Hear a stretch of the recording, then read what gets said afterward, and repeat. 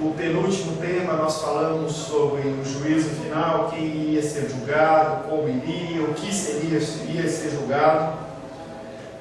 O penúltimo tema foi o tema que tratou da punição eterna. Foi um tempo de estudo apenas de dois domingos em que nós falamos sobre o que vai acontecer com aqueles que não aceitaram Jesus como Salvador e não forem salvos. E nós estamos iniciando nessa manhã o último tema dentro de escatologia, que fala que é a nova terra. O que vai acontecer para os salvos? O que vai acontecer para os não salvos, a gente já sabe. O que vai acontecer para os não salvos, ou melhor, para os não salvos, a gente já sabe.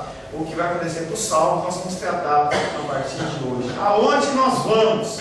O que vai acontecer? Nesse capítulo trataremos sobre o estado final daqueles que estão em Cristo. Você está em Cristo? Amém. Está em Cristo ou não está em Cristo? Amém. Amém ou não amém? Aleluia. Glória a Deus. A Bíblia ensina que os crentes irão para o céu após morrer. É também ensinado claramente nas Escrituras que eles estarão felizes, mesmo durante o estado intermediário. Também nós falamos há alguns domingos atrás sobre o estado intermediário, esse período que tem entre a morte e a ressurreição. Porque nós já falamos, só para dar uma relembrada para você, nós temos uma linha de tempo, que é a linha de tempo de Deus, que é uma linha de tempo que não é contada nos nossos tempos de horas, dias, minutos, meses e anos, mas é contada em eternidades. E há o nosso tempo cronológico. Então, é uma coisa meio complexa de entender, porque a gente simplesmente tem noção do que é. Não há algo exato do que vai acontecer. Mas o que acontece é que há um período entre o nosso tempo natural, entre a nossa morte natural e o renascimento espiritual. Quando, dentro do tempo do Senhor, as coisas já aconteceram. Mas o que importa é que nós, naquele tempo, teremos um tempo de felicidade. É uma felicidade provisória e incompleta, porque nós não teremos acesso ao Rei dos Reis e Senhor dos Senhores ainda. Para que a sua felicidade seja completa, nós temos que aguardar a ressurreição do corpo e a renovação da terra, ou a recriação da nova terra, conhecida como a Nova Jerusalém. A doutrina da nova terra, ensinada pelas Escrituras, é uma doutrina importante. Da mesma maneira que é importante a gente saber o que vai acontecer com os não salvos, para gerar no nosso coração aquele desejo de você estar compartilhando com as pessoas que não conhecem o Senhor, também esse tipo de ensinamento nos motiva a nos manter no caminho reto. O que é que vai acontecer depois? Vai ser uma coisa boa, vai ser uma coisa ruim, e por ser uma coisa boa, nos motiva a continuar caminhando. É a conhecida esperança. Ela é importante, primeiramente, para a compreensão adequada da vida por vir. A partir de certos hinos que a gente ouve, parece que a coisa não vai ter diferença nenhuma, simplesmente a gente vai morrer e aí a gente vai ganhar um par de asas e nós vamos ficar pulando de nuvem em nuvem, só tocando arpinha. É a história que a gente parece que a gente vai viver. A gente vai estar nos céus, no meio com roupas brancas, com uma harpa tocando, e a gente vai estar andando com asas no meio dos anjos. Hinos do tipo: meu Jesus, eu te amo, e diz assim: em mansões de glória e prazer sem fim, eu sempre te adorarei no radiante céu. Mas esse ensinamento, esse pensamento que nós temos, ele é bíblico? Essa é a pergunta. O que é que vai acontecer segundo as Escrituras? Será que deveremos passar a eternidade no lugar do espaço, trajando vestes brancas? Sim ou não? Pelo contrário, a Bíblia nos assegura que Deus criará uma nova terra, ou transformará uma nova terra, que é isso que nós vamos tratar. O que vai acontecer com essa terra que foi contaminada pelo pecado? Essa terra em que Deus criou em 7 dias, e Ele dizia que tudo era bom, que tudo era muito bom. Será que Deus ele simplesmente vai destruir tudo e vai construir algo do zero? Nessa nova terra, portanto, é que esperamos passar a eternidade, desfrutando das suas belezas, explorando os seus recursos e utilizando os seus tesouros, tudo para a glória de Deus. Uma vez que Deus fará a nova terra, seu lugar de habitação, e uma vez que o céu é onde Deus habita, Deus vai fazer uma nova terra, vai transformar, vai fazer alguma coisa aqui nessa terra, e Deus ele só habita nos céus. Como que vai ser isso? Abra Apocalipse 21, verso 1, 2 e 3. Você vai ver que o conceito de terra, nosso conceito de céu, no sentido de que Deus habita, ele vai ser um conceito diferente, não vai haver mais separação entre céus e terra. Apocalipse capítulo 21, verso 1, 2 e 3. Alguém leia, por gentileza. Vi novo céu e nova terra, pois o primeiro céu e a primeira terra passaram, e o mar já não existe. E também a cidade santa, a nova Jerusalém, descia do céu, da parte de Deus, ataviada como noiva adornada para o seu esposo. Então ouvi grande voz vinda do trono, dizendo: Eis o tabernáculo de Deus com os homens. Deus habitará com eles. Eles serão povos de Deus, e Deus mesmo estará com eles. Então aí ele fala sobre essa renovação da terra, e fala que o próprio Deus vai habitar no nosso meio. E aí está falando no nosso ambiente renovado. Então, para que haja a habitação dos céus, de Deus dos céus, e a habitação na terra, algo vai acontecer que não é explicado na palavra, é algo que nos é fechado ao entendimento. Como vai acontecer isso? Mas não vai haver separação entre céus e terra, vai ser uma coisa só.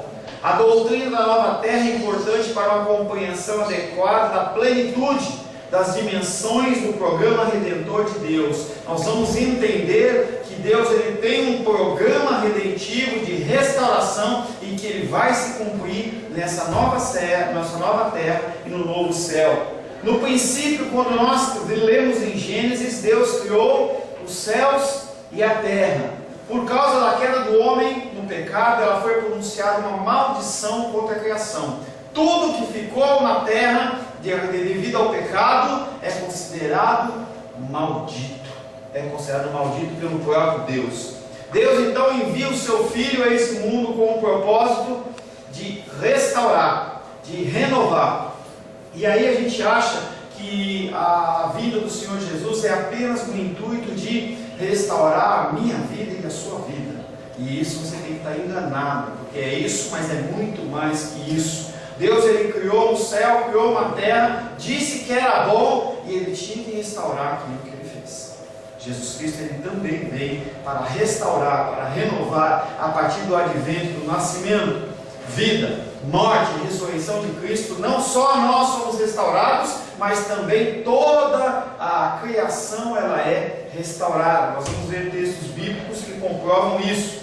A obra total de Cristo é redimir toda a criação, não apenas os seres humanos do pecado. Esse propósito não será realizado até que Deus tenha instaurado a nova terra, o paraíso que havia sido perdido e vai ser restaurado. Abra a palavra de Deus em Apocalipse 21, 4. Esse assunto também é importante para a compreensão adequada das profecias do Antigo Testamento, sempre entendendo que o Antigo Testamento ele aponta para o Novo. Tudo que acontece no Novo acontece porque foi definido no Antigo.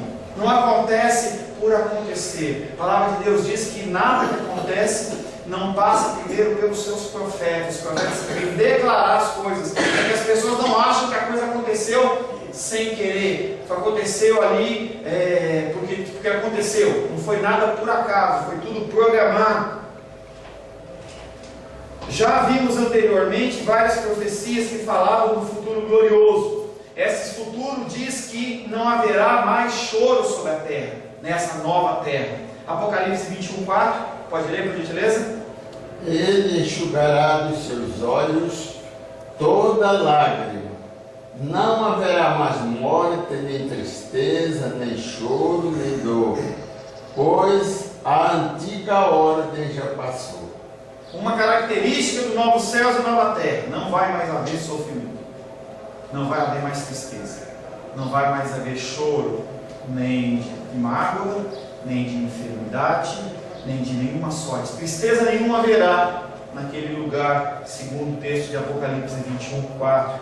Também fala que os dias dos seres humanos, que antes eram dias longos, e eles foram reduzidos para que o homem não vivesse eternamente no seu pecado, ele fala que vai haver uma restauração na nossa longevidade, e nós vamos viver em dias como de uma árvore. Isaías 65, verso 22. Isaías 65, verso 22.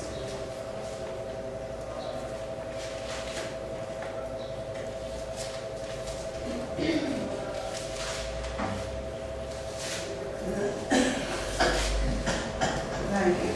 65, 22.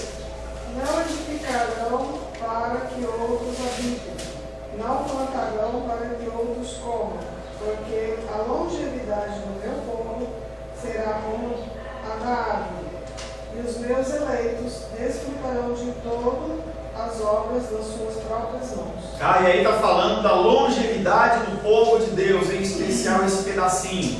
Longevidade, nossa vida, que é uma vida que acaba com 70, 80, 90, mais 100, 110 anos. Ele está falando em árvores. A gente vê árvores que vivem 1000 anos, 500 anos. Então ele está falando da nossa longevidade, que vai ser estendida nesses novos céus e nova terra. E também fala, mas tem muitos assuntos, mas também fala que nessa nova terra, o lobo e o cordeiro comerão juntos. Os animais, eles não terão mais, não haverá mais a matança de animais. Eu ouso dizer para você que nós vamos virar vegetarianos, como era no princípio, em que um animalzinho, ele não tinha como objetivo nos alimentar. Depois de certo tempo, o Senhor assim determinou. Mas ele fala, em especial, que o lobo e o cordeiro, falando que dentro da natureza não vai haver mais esse contexto de um caçar o outro e o outro matar o outro. Isaías capítulo 11, verso 6. Isaías 11, 6.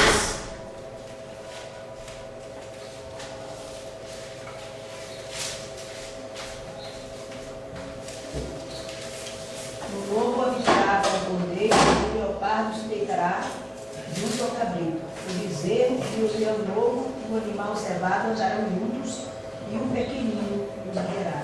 Então estou falando sobre os animais, que não vai haver violência nem entre os animais. Às vezes a gente vê uns vídeos na televisão, vê uns vídeos na internet que mostra os animais eles se atacando, se pegando, e a gente não vai ver isso mais no novos céus e nova terra.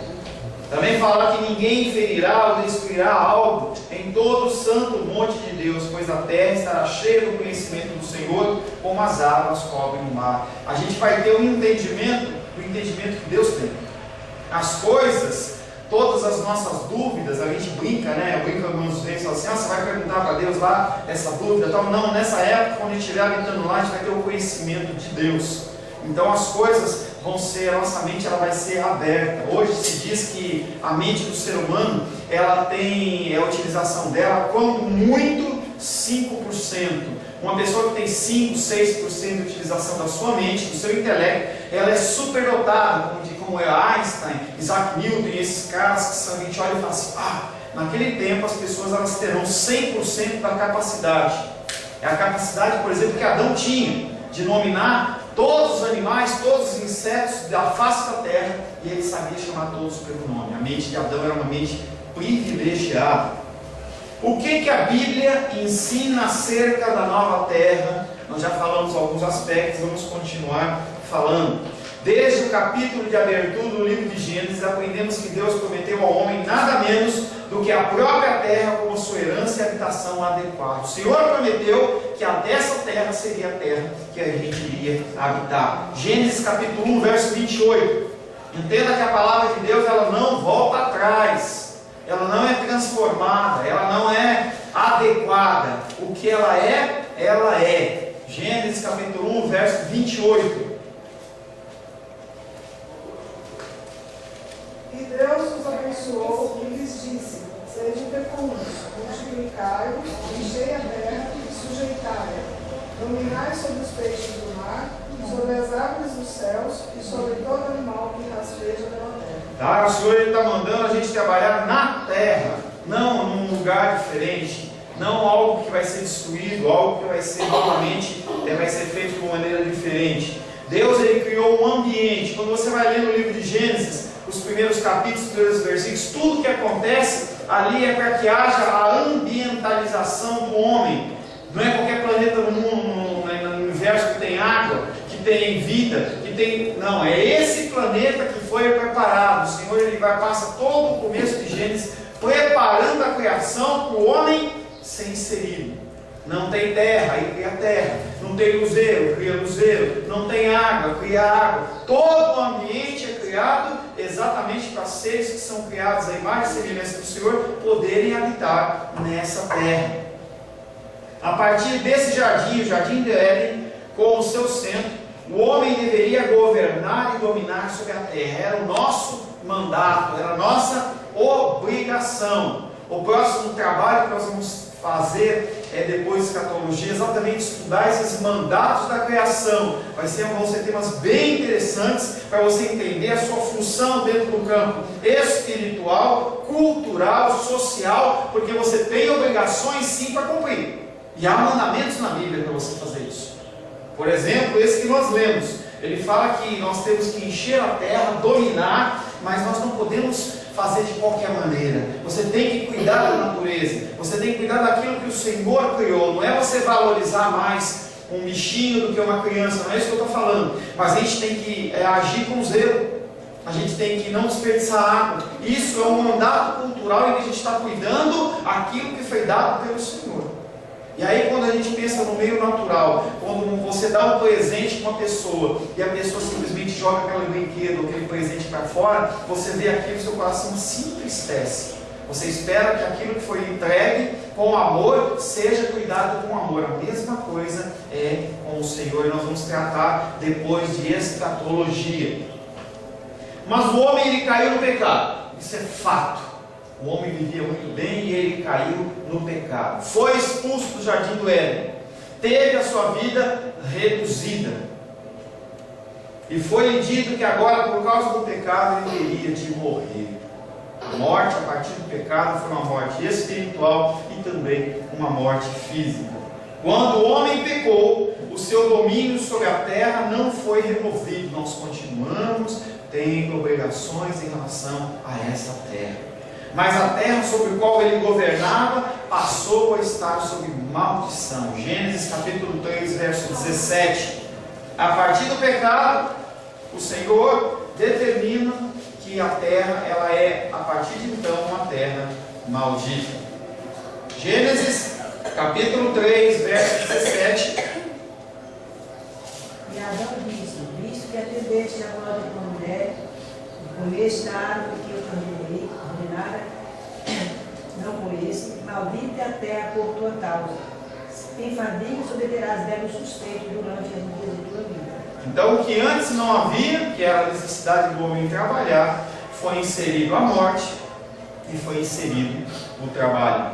Imediatamente após a queda de Deus, Deus deu ao homem o assim chamado proto-evangelho. O que é proto-evangelho? É uma maquete, é uma prévia. Então ele já vem falando assim: olha, o que aconteceu aqui, eu já tenho uma resolução para isso.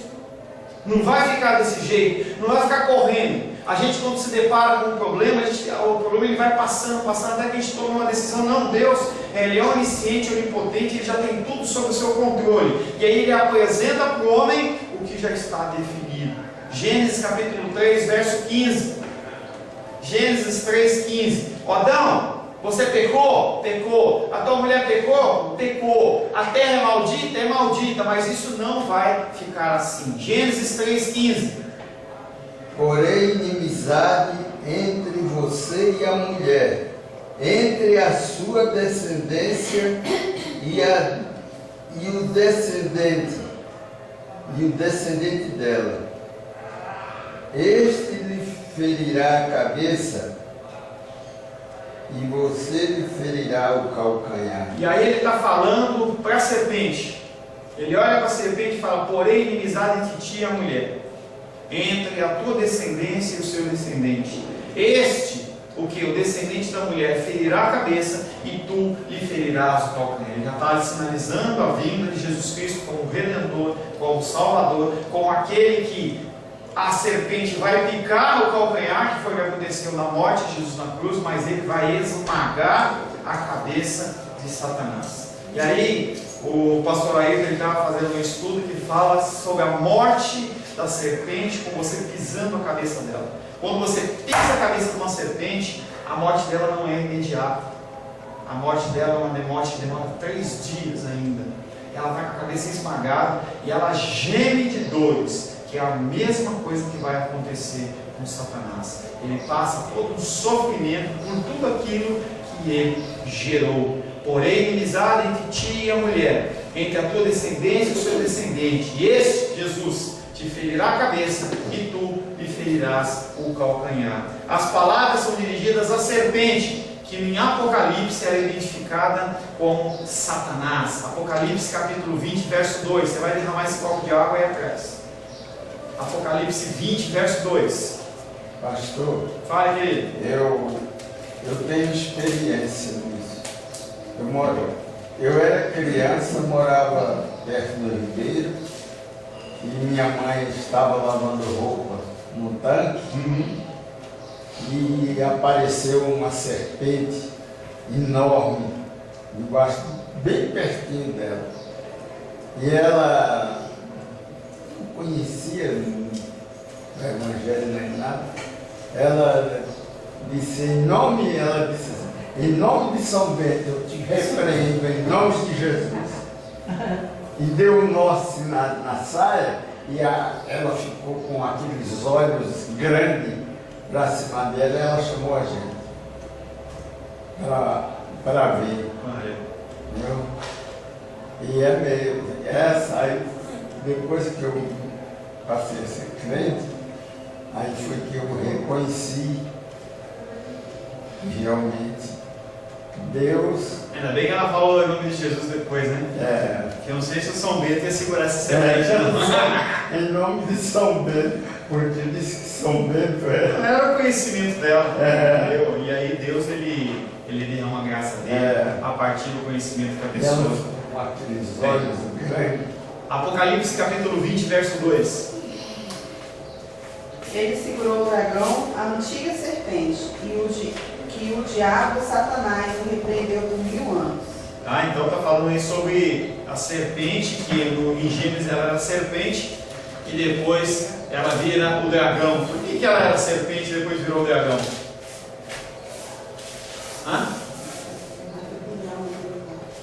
O que a serpente come andando lá no chão, com a cara no chão? Poeira. Terra, poeira. Nós somos o que da terra? Só da terra, mas nós somos feitos de terra também. Quanta gente se serpente comeu, né? Isso é só uma alegoria, não está na Bíblia. Só para você fazer uma ilustraçãozinha. A serpente com a cara no chão lá, ela comia terra, e aí comeu muita terra. Terra o quê? O ser humano. Comeu, tem um monte de gente que já está lá, que vai para o inferno, e aí no final do Apocalipse ela aparece como um dragão. Já não é mais uma serpentezinha, mas é um dragão de tanta terra que ele comeu. Apenas uma ilustração, isso não está na Bíblia, tá?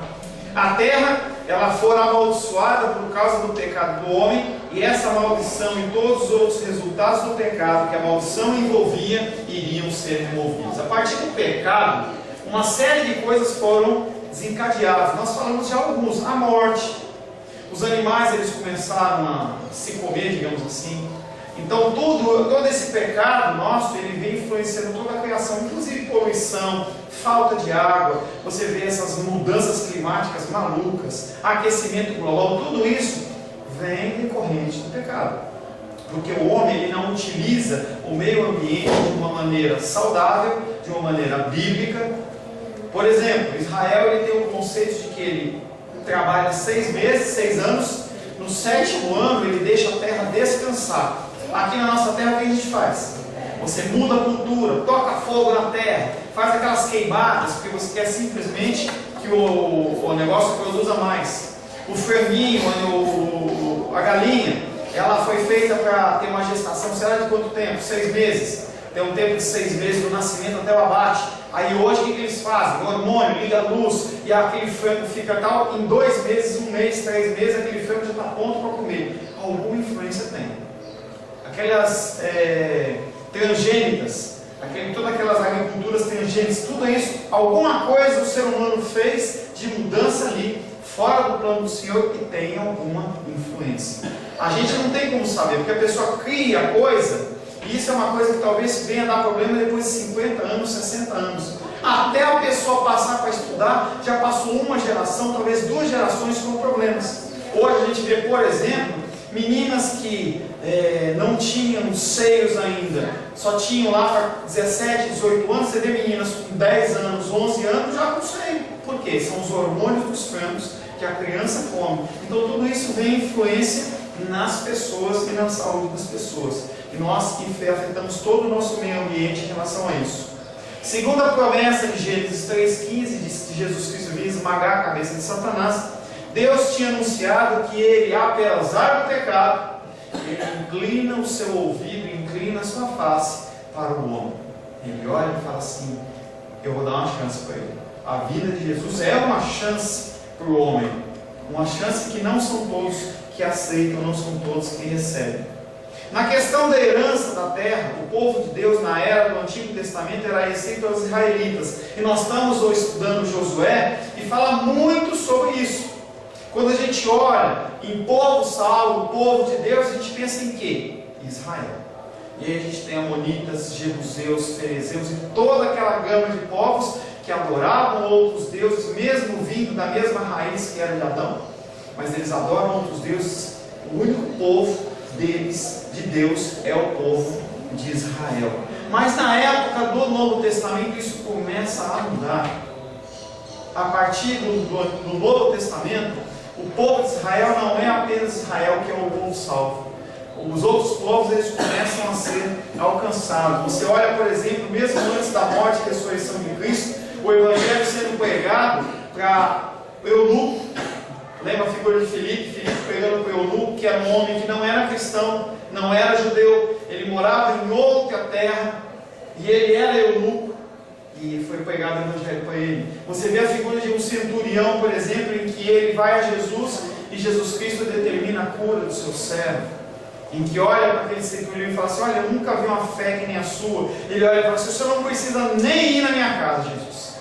Eu sei que eu sou um homem de autoridade também, eu mando os meus soldados fazerem as coisas e eles fazem, e eu reconheço em você um homem de autoridade. Se o senhor simplesmente falar, ser curado, eu sei que o meu servo vai ser curado. E aquilo acontece. Jesus Cristo olha e fala para ele assim: eu não vi uma fé dessa nem em Israel. Então as pessoas elas começam a ser alcançadas.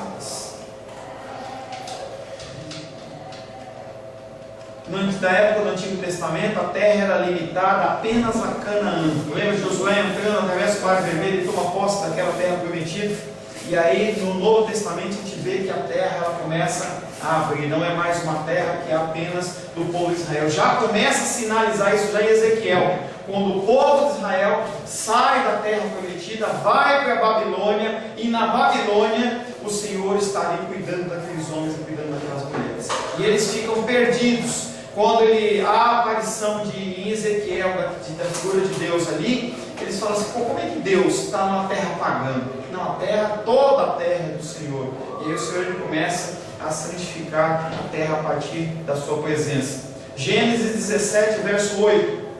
Vamos ver o que Deus falou para Abraão.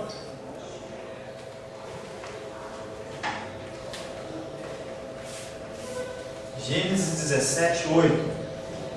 Dar-te-ei à tua descendência a terra das tuas peregrinações, toda a terra de Canaã, em possessão perpétua, o serei o seu Deus. Dar-te-ei. O Senhor está falando para Abraão que ele vai dar para ele e para sua descendência toda a terra de Canaã. E aí eu pergunto para você: a terra de Canaã foi conquistada por Abraão? Sim ou não? Não, ela foi conquistada por Josué. Então como é que Deus olha para Abraão e fala que dar-te-ei a terra? Para a descendência tudo bem, mas quando ele fala dar-te-ei, Deus prometeu dar a terra de Canaã não somente aos descendentes de Abraão, mas ao próprio Abraão. Mesmo assim, Abraão nunca possuiu nem 1 metro quadrado de terra, apenas uma caverna que ele comprou para enterrar sua esposa. Gênesis capítulo 23, não precisa ver, tem a história de Abraão na terra, de Canaã, e ele não tinha direito a nada, e aí a sua esposa morre, e ele vai ali e compra uma parte de terra, uma caverna, onde ele pôde ali enterrar. Ele não tomou posse de nada. Qual, pois, foi a atitude de Abraão em relação a essa promessa da herança da terra de Canaã, que nunca foi cumprida na sua vida? O que Abraão fez? Porque Deus promete, mas não aconteceu. E aquele homem viveu 1 ano, 5 anos, 10 anos, 20 anos, 30, 50, 100, sei lá quantos anos esse homem viveu, teve o seu filho, teve o seu descendente, e ele não viu cumprido na sua vida a promessa de Deus. Hebreus capítulo 11, versos 8, 9 e 10. Hebreus capítulo 11, verso 8, 9 e 10. Pela fé, Abraão, quando chamado, obedeceu, a fim de ir para o lugar em que devia receber por herança, e partiu sem saber aonde ia. Pela fé, peregrinou na terra da promessa, como em terra alheia, dando emendas com Isaac e Jacó, herdeiros com ele da mesma promessa, porque aguardava a cidade que tem fundamentos, da qual Deus é o arquiteto e edificador. Ele aguardava o quê? O que ele estava aguardando? A cidade que tem fundamentos, da qual Deus é o arquiteto e edificador. Abraão, apesar de não tomar posse da Canaã física, ele sabia que Deus estava preparando uma Canaã espiritual, na qual ele iria habitar. Pela fé, ele aguardava a cidade que tem fundamentos, da qual Deus é o arquiteto e o fundador ou edificador. Cidade de fundamentos devemos entender como a cidade santa, a cidade celestial que vai ser profetizada lá em Apocalipse. Quantos milhares de anos esse homem viveu antes, sabendo que havia uma promessa que Deus iria cumprir de uma maneira? Isso chama-se fé. Por que você continua caminhando? Porque há uma promessa que você vai viver com o Senhor nessa cidade celestial. Imagina se você não tivesse essa promessa. Para que você vai ficar vindo na igreja? Por que você não vai viver a sua vida? Larga as coisas do dia do Senhor, as coisas que são espirituais, e vai viver as coisas do mundo, que é o que a maioria faz. Em mim e você é colocada uma sementinha chamada fé. Da mesma maneira que Abraão estava na terra dele, o Senhor fala assim: olha, vai, eu vou te dar uma terra. E aquele homem, você não vê na palavra de Deus em nenhum momento ele fala assim: Deus, cadê minha terra? Cadê minha terra? Porque ele sabia, da mesma maneira que quando ele foi matar o seu filho Isaac, porque foi um mandamento de Deus que Deus segura, sabia que havia uma promessa de Deus sobre a vida do seu filho, que dele seriam muitas nações, e que se mesmo aquele homem morresse, iria ser ressuscitado. Ele também sabia que mesmo que ele não tomasse posse fisicamente em Canaã, ele ia tomar posse de uma Canaã espiritual. Isso chama-se fé. Por isso que Abraão é conhecido como pai da fé. Canaã, ele era um tipo de descanso eterno que subsiste para o povo de Deus, porém os israelitas no deserto não entraram no descanso da terra. E aí a gente vê toda essa história que a gente está acompanhando de Êxodo e Josué, aqueles homens em especial, Moisés, eles param na porta lá no meio.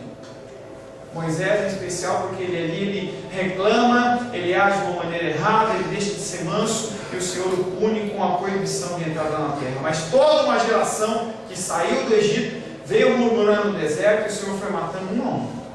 Quem entra nessa nova terra é apenas uma geração nova, não uma geração lá de trás, mas uma geração nova. E aí quando eles vão tomando posse, você vai lembrar de Josué capítulo 20, capítulo 21, 22, 23, em que há a distribuição da terra. O Senhor fala: agora vocês entram em descanso. Nós estamos, semana passada, falamos de um pré-discurso de Josué, indo, quase morrendo.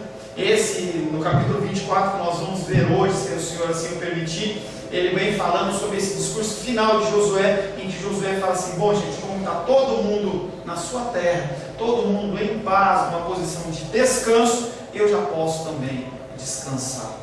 E aí, essa Canaã, que era espiritual, é espiritual para nós. Nós não temos uma Canaã física aqui, não há um tempo de descanso aqui, é um tempo de luta e dificuldade o tempo todo o tempo. A cada momento, a cada dia, é uma enfermidade, é uma dor, uma dificuldade, é um desafeto, é um problema aqui, um problema lá, nós não temos paz, porque nós temos que continuar caminhando, olhando para a Jerusalém espiritual. Gálatas capítulo 3, verso 29. Canaã apontava no futuro para uma nova terra que estava por vir. Gálatas capítulo 3, verso 29. Para quem que é? Só para os judeus? Não! Gálatas 3, 29. E se sois de Cristo, também sois descendentes de Abraão e herdeiros segundo a promessa. Glória a Deus! Pode falar glória a Deus, irmão Cláudio? Glória a Deus. Glória a Deus! A promessa não ficou apenas com os israelitas. Mas se eu e você somos de Cristo, nós também somos descendentes espirituais de Abraão. Não descendentes físicos, mas espirituais. E herdeiros segundo a promessa. Qual a promessa? Lá de trás, em que ele olha e fala: dar-te-ei a ti, a tua descendência, a terra das tuas peregrinações, toda a terra de Canaã, em possessão perpétua, e serei o seu Deus. Para nós não mais uma Canaã física, por isso que nós não somos chamados como algumas religiões que você pega, junta o povo e vai para uma fazenda. Não tem contato com mais nada. Ou vai num lugar em que ninguém entra, um lugar fechado, um gueto. Nós não somos chamados a isso. Nós não somos chamados ao monastério, a nós irmos para um lugar e ficar só orando. Nós temos que interagir com o mundo. Porque Jesus Cristo, quando Ele morre, ressuscita, Ele nos dá uma incumbência como povo de Deus, que nós temos luz. E a luz, ela só é útil no meio das trevas. Hoje eu liguei a luz aqui, mas se eu quiser desligar a luz, não vai fazer diferença nenhuma. Mas se está escuro, se está à noite, eu apago a luz, ninguém enxerga nada. Nós somos chamados a ser luz no meio do mundo. E aí você pode andar no meio de homossexuais sem você ser homossexual. Você pode andar junto de prostituta sem ser prostituta. Você pode andar no meio de ladrões sem ser ladrão. Você não precisa se vestir como eles. Jesus Cristo não se vestia como eles. Então não tinha atitudes como ele. Nós somos chamados a alcançar aqueles que estão perdidos. E nas quartas-feiras a gente ora pelos homossexuais, a gente ora pelas prostitutas, a gente ora pelos presidiários, a gente ora pelas pessoas que estão largadas, pelas pessoas que estão na rua, meninos de rua, moradores de rua. É essas pessoas que têm que ser alcançadas. Nós somos preparados na igreja com um objetivo: levar a palavra de Deus. Não é para você ficar gordinho espiritual, não é para você se sentir bem.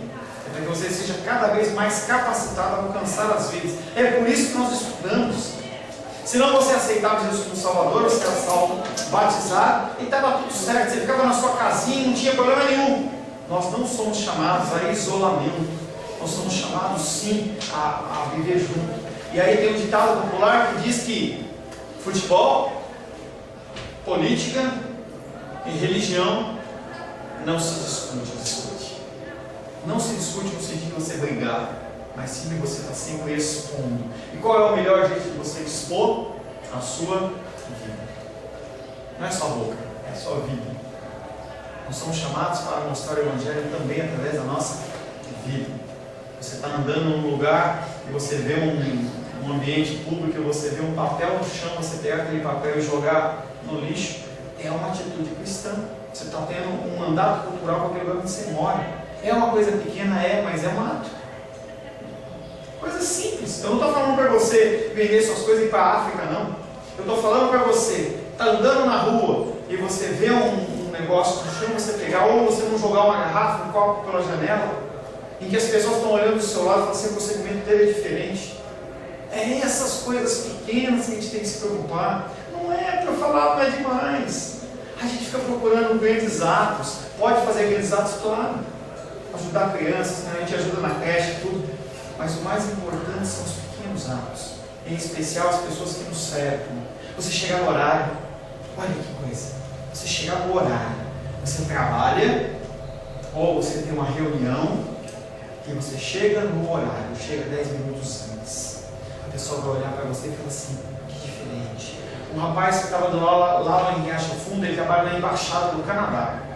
E ele disse para mim o seguinte, que todos os embaixadores, quando tem reunião no Canadá, que é onde ele vê, as pessoas chegam 10, 15, 20 minutos antes. Quando é o embaixador brasileiro, ele chega 10 minutos depois. Sempre o embaixador brasileiro chega 10 minutos depois.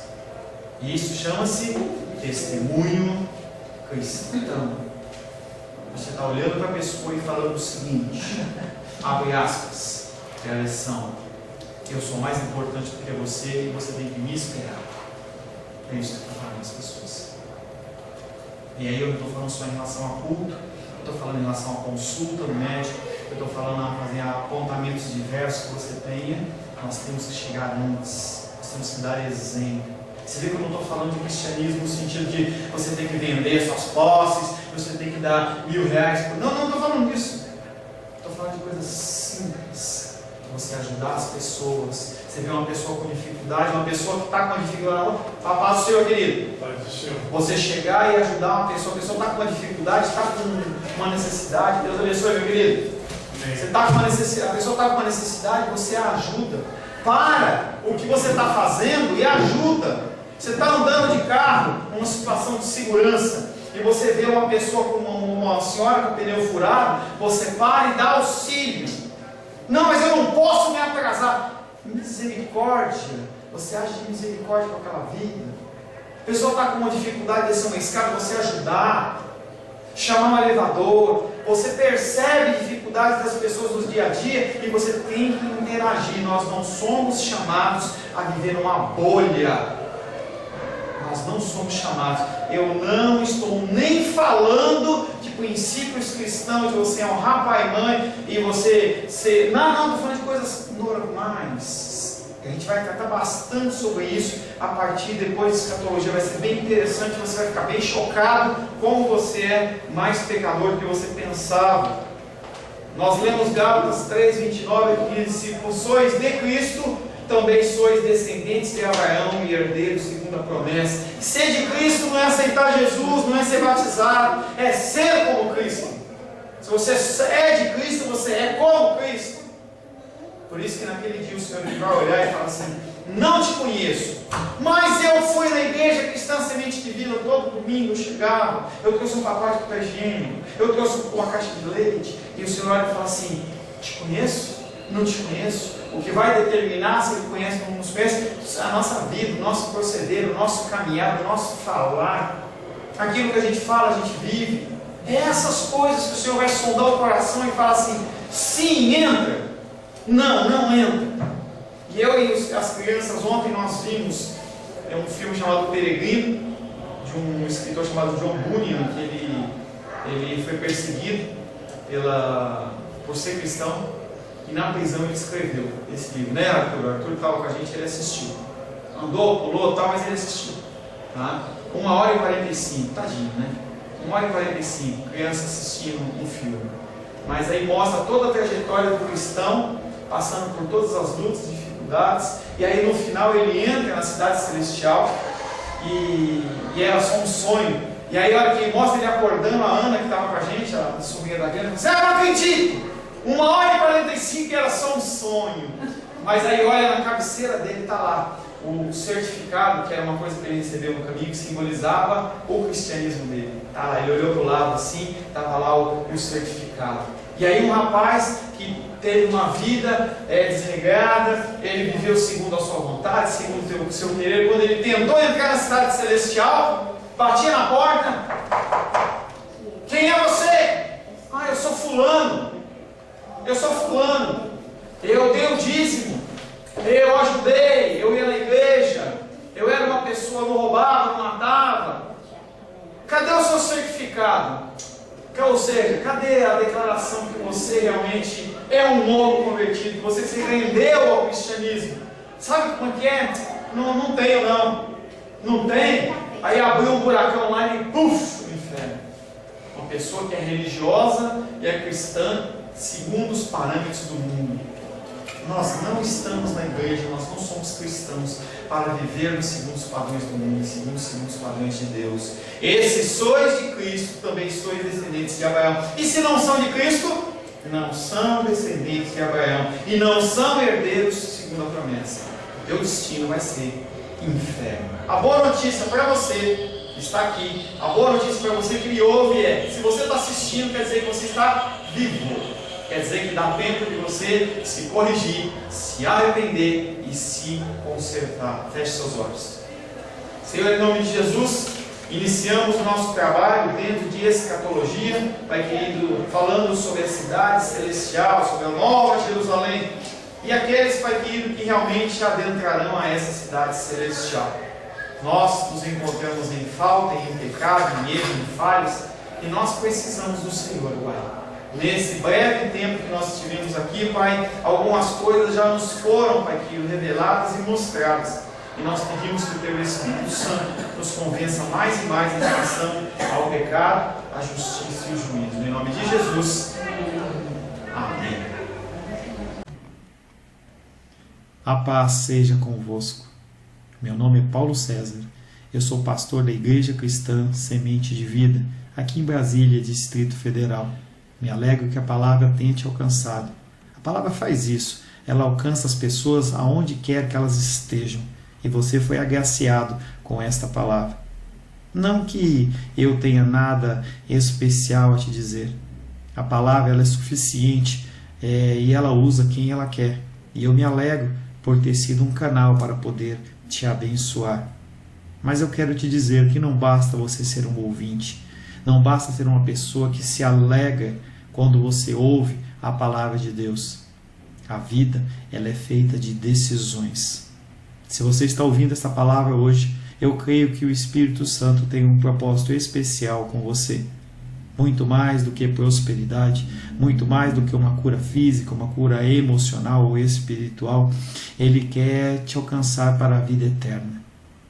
Nós investimos nosso tempo, nós investimos as nossas forças em coisas terrenas, mas o Senhor Ele tem muito mais a oferecer. Ele tem sim para você a cura, Ele tem sim para você a prosperidade, mas Ele tem muito mais que isso. Submeta-se a um Deus que Ele é capaz de mudar e transformar a sua vida por completo. Creio que o Espírito Santo Ele é capaz de tocar o teu coração. Quero pedir que você curve a sua cabeça. Senhor, em nome de Jesus, coloco na tua presença essa vida que ouve esta ministração, que ouve esta palavra. Pai, eu não tenho capacitação nenhuma, mas o teu Espírito ele é capaz sim de tocar nesta vida, gerar nela mudança, transformação, arrependimento, e que ela possa simplesmente bater no peito, convencendo-se que é pecadora e que precisa de um Deus salvador. Não há um caminho a ti, meu Deus, que não seja através de Cristo. E eu lhe peço, Pai querido, que você alcance essa vida e ele possa sim tomar uma decisão pessoal pelo Senhor, em nome de Jesus. Amém. Amém, meu querido. Amém, minha querida. Fico contente que você esteja ouvindo essa ministração até o fim. E peço que você não se limite a ouvir os cultos pela internet. Você procure perto da sua casa uma igreja, um lugar que proclame a palavra do Senhor. Eu oro para que o Espírito Santo te direcione nessa busca, porque muita coisa tem sido oferecida que não é o Evangelho. Eu abençoo a sua vida em nome de Jesus. Amém.